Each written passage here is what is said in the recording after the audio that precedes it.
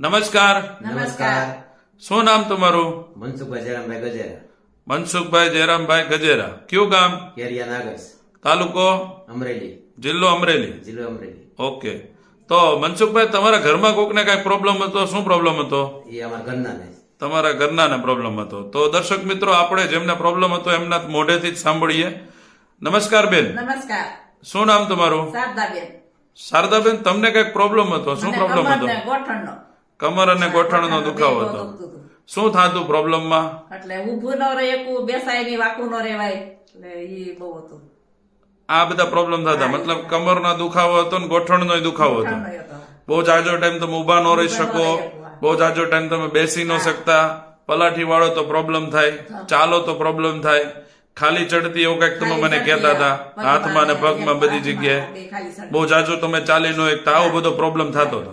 તો બેન, ઈ તમને કેટલા સમયથી પ્રોબ્લેમ હતો? ઈ 10-12 વર્ષ થાય છે. 10-12 વર્ષથી તમને પ્રોબ્લેમ હતો. તો એના માટે તમે ડોક્ટરને તો બતાવ્યું જ હશે ને? ડોક્ટરને બતાવ્યું, રાજકોટ બતાવ્યું, હા, બોટાદ બતાવ્યું ને અમરેલી બતાવ્યું. બરાબર. તો એ ડોક્ટર નું કહેવાનું શું હા, થતું ઈ કે હતું? તમારે ઘસારો છે, ઓપરેશન આવશે એમ. ઘસારો છે અને ઓપરેશન આવશે, કમર ને ગોઠણમાં બની હા, જગ્યાએ. બેની જગ્યાએ. ઓકે. તો ડોક્ટરે કઈ ખર્ચો કીધો તો બેન તમને? ખર્ચો આ 2.5-3 લાખ જેવું કીધું હતું. 2.5 થી 3 લાખ રૂપિયાનો ખર્ચો. બધા ડોક્ટર નું કહેવાનું એમ હતું કે ઓપરેશન આવશે, અને બધાનો ખર્ચો 2.5 થી 3 લાખ રૂપિયાની આસપાસનો હતો. તો બેન, અત્યારે તો તમને સંપૂર્ણપણે સારું થઈ ગયું છે ને? હા. તો ઈ કાકા થયું છે એનાથી સારું? એ આ દવાથી જ, દવાથી સારું. હા. તો એ દવાથી જ ઈ દવા ક્યાંથી તમે કેવી રીતે મંગાવી? અમે ઓનલાઈન ઉપર વિડીયો જોઈને એની ઉપરથી મગાવી, વિડીયો જોયો હતો ફેસબુકમાં? ફેસબુકમાં. અચ્છા. તો ઈ અમારા દર્શક મિત્રોને તમે દવા બતાવશો, તમે કઈ દવા લીધી છે? હા, એ બતાવે. આ છે એસ્ટોનિયા 1 કંપનીની ઓર્થો 1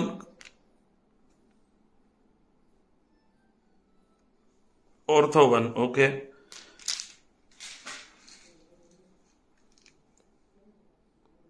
આ છે એસ્ટોનિયા 1 કંપનીની જોઈન્ટ ફ્લેક્સર. ઓકે.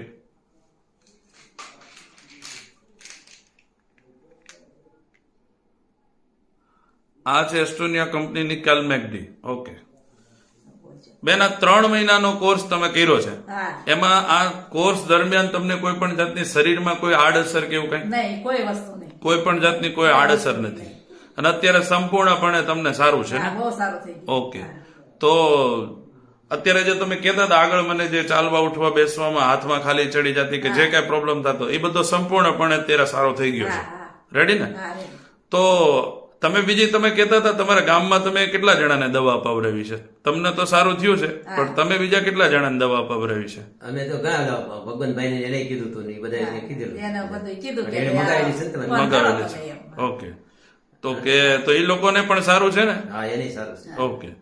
તો લોકોને તમે શું સંદેશો દેવા માંગો છો? આ ઓપરેશન કરાવવા કરતા આનાથી જે આ દેશી આયુર્વેદિક દવા લેવાથી ફાયદો ઘણો થાય છે. આડઅસર ઓછી થાય શરીરને. મતલબ આડઅસર તમને થઈ છે? નહીં. નથી થઈ. તો આ તમારો આત્મવિશ્વાસ બોલે છે કે ઓપરેશન કરાવ્યા પહેલા એકવાર આ વસ્તુનો સંપર્ક કરો.